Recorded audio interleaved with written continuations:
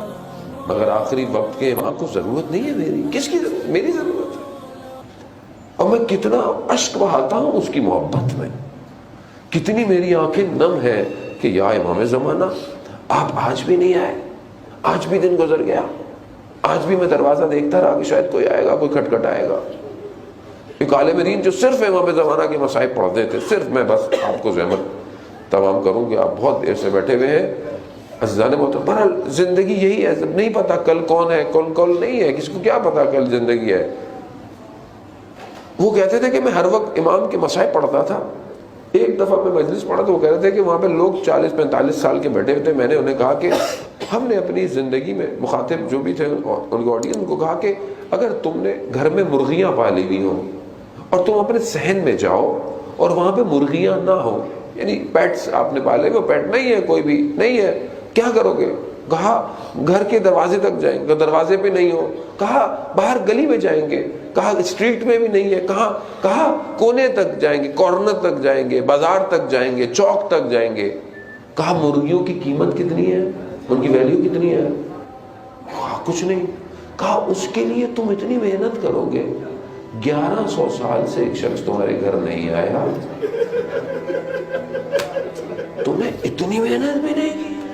یا صاحب الزمان, یعنی اسی سے پتہ چلتا ہے نا کہ یعنی میں کتنی شدت رکھتا ہوں. شدت ہے میرے اندر, نہیں ہے میرے اندر شدت نہیں پائی جاتی امام کے لیے. ظالم محترم, میں آپ کو کیا بولوں, میں خود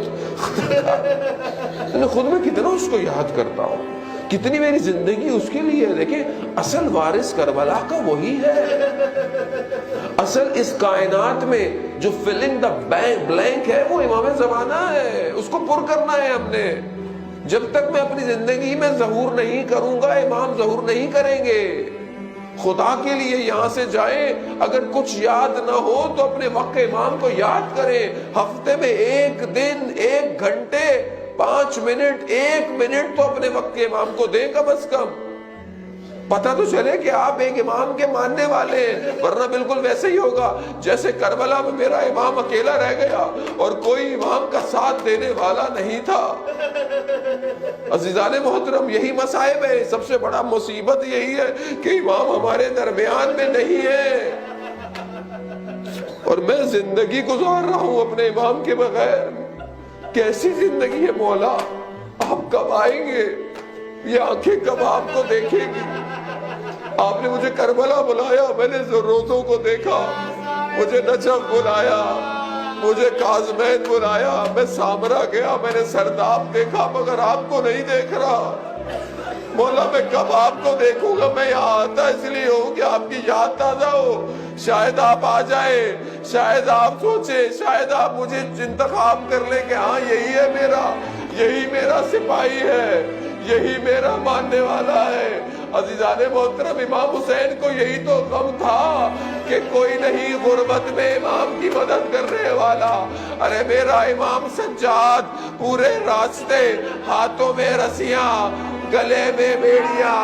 عجیب حالت تھی کہ ایک مقام پر میرا امام اس حالت میں آیا, کوئی شخص جاننے والا نظر آیا تو میرے مولا نے اس سے کہا کہ تیرے پاس رومال ہے؟ کہا میری گردن پر رکھ, یہ توق مجھے بہت اذیت کر رہا ہے.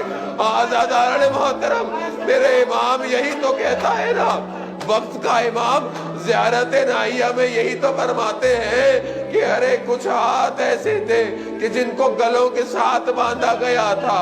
دھوپ کی شدت ایسی تھی کہ چہرے بالکل ہڈیوں پہ لٹک گئے تھے. آزاداران محترم, یہی تو مصیبت ہے کہ اس مصیبت کو میں سنتا ہوں, میں دیکھتا ہوں, مگر میں اپنے وقت کے امام کے لیے تیار نہیں ہو رہا. یہ آنسو اس لیے ہے میرے گناہوں کو دھو لے. اجرکم اللہ.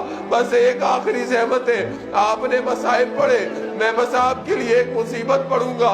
التماس سے دعا. ایک عالم دین کہتے ہیں میں نے دیکھا کہ ایک شخص تھا, یا نجف میں سمیہ کربلا میں جب بھی زری پہ جاتا تھا تو ایک دعا کرتا تھا. کیا دعا کرتا تھا؟ پروردگار مجھے اولاد دے, مجھے بیٹا دے, اور جب بیٹا بڑا ہو جائے نا, جوان ہو جائے تو مجھ سے لے لینا. کہتا ہے میں دیکھتا تھا یہ عجیب شخص ہے, اولاد کی دعا بھی کرتا ہے, پھر کہتا ہے جوانی میں آ کر مجھ سے لے بھی لے. کہا میں نے اس سے دوستی کی, میں نے اس سے ملنا جلنا شروع کیا. ایک دن خبر آئی اس کے ہاں اولاد ہو گئی. میں پھر اس کے گھر گیا, وقت گزرتا گیا, بچہ بڑا ہوتا گیا. وہ ایک دن آیا کہ میں بازار میں تھا, مجھے آواز آئی کہ اس کا بیٹا مر گیا ہے. میں دوڑتا ہوا گیا کہ دیکھوں کہ یہ مانگتا کیا تھا. اب جب جا کر میں نے دیکھا تو جوان بیٹے کے لاشے پر گرا پڑا ہے, اٹھنا چاہتا ہے, اٹھ نہیں سکتا ہے. میں نے پوچھا کہ تو کیوں دعا مانگتا تھا؟ کہا میں یہ دیکھنا چاہتا تھا حسین کس طرح علی اکبر کے لاشے پر آ کر جب گرا اٹھ نہیں پایا. اے بنی ہاشم کے جوانوں, آؤ علی اکبر کے لاشے کو اٹھاؤ.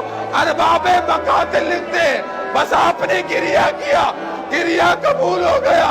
اللہ اکبر, آئے علی اکبر, آئے علی اکبر. بس ایک بول سنیے گا, ارباب مقاتل لکھتے ہیں سبت جعفر نے بھی پڑھا کہ جب علی اکبر گرے ہیں تو اپنے آپ کو گھوڑے پر گرایا. گھوڑے نے ادھر کا رخ نہیں کیا, دشمن کا رخ کیا.